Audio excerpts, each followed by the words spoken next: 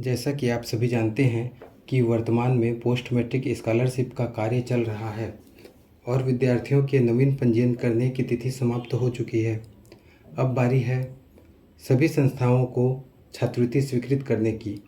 तो आप सभी को बता दें कि पोस्ट मैट्रिक स्कॉलरशिप में अनुसूचित जनजाति वर्ग के विद्यार्थियों की छात्रवृत्ति स्वीकृति करते समय एक अन्य महत्वपूर्ण जानकारी पोर्टल द्वारा मांगी जा रही है। ये जानकारी है पीवीटीजी स्टेटस की जानकारी, जिसे अपडेट करना अनिवार्य है।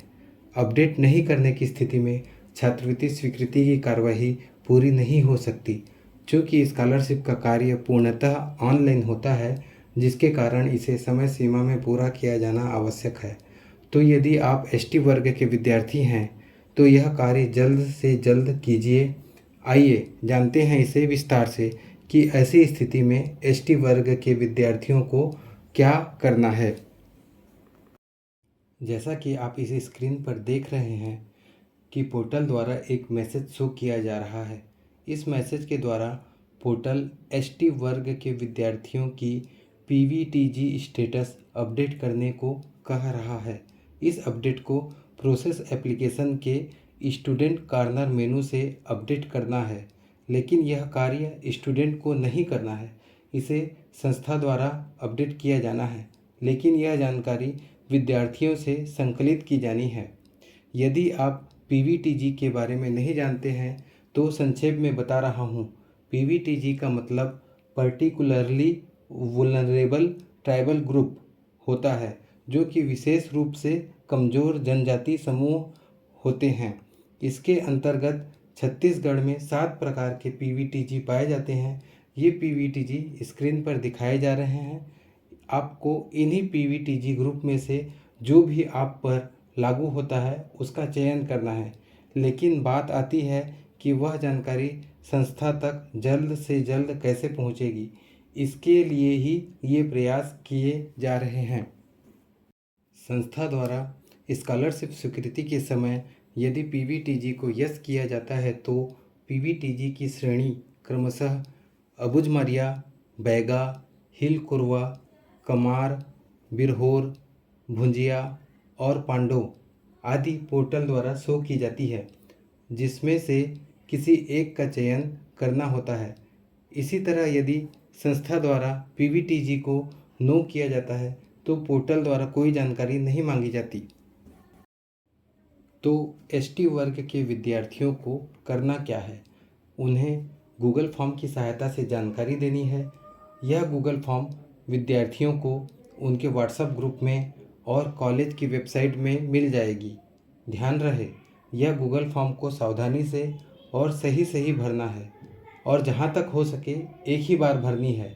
यदि आप अपने पीवीटीजी होने के बारे में नहीं जानते हैं तो आप अपने पेरेंट्स से, अपने कैटेगरी के अन्य जानकार व्यक्तियों से, अपने दोस्तों, सहपाठियों से आदि से पूछकर इसे भर सकते हैं। आपको गलत जानकारी नहीं देनी है। गूगल फॉर्म भरने के लिए आपकी सहायता हेतु स्क्रीनशॉट्स दिखाए जा रहे हैं, जो आपको गूगल फॉर्म भरने में सहायता प्रदान करेंगे।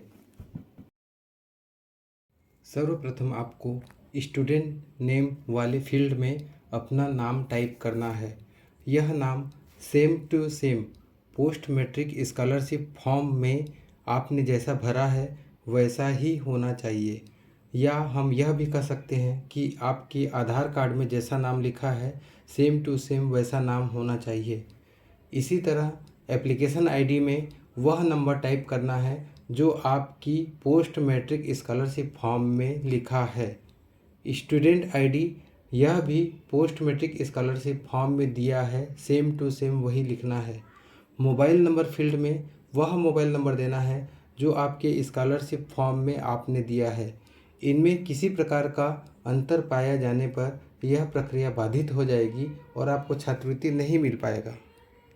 पीवीटीजी स्टेटस में आपको यस या नो सेलेक्ट करना है। यदि आप पीवीटीजी की श्रेणी में आते हैं तो आपको यस में क्लिक करना है, और यदि आप पीवीटीजी की श्रेणी में नहीं आते हैं तो आपको नो में क्लिक करना है। इसके बाद नेक्स्ट बटन को क्लिक कर अगले सेक्शन में जाना है। अब यहाँ पर आपने पीवीटीजी स्टेटस को यदि यस भरा है तो सातों श्रेणी में से किसी एक श्रेणी को क्लिक कर आपको नीचे दिए सबमिट बटन को प्रेस करना है।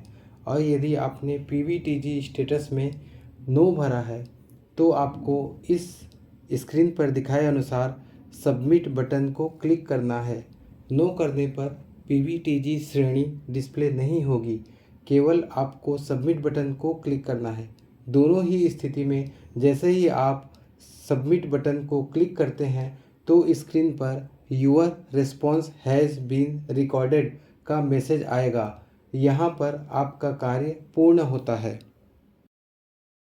लेकिन यदि आप पीवीटीजी की श्रेणी में आते हैं, कहने का मतलब यदि आपने अबुझमारिया, बैगा, हिलकोरवा, कमार, बिरहोर, भुंजिया और पांडु में से किसी एक का चयन किया है तो आपको गूगल फॉर्म भरने के साथ साथ कॉलेज में आकर इस संबंध में एक आवेदन देना अनिवार्य है।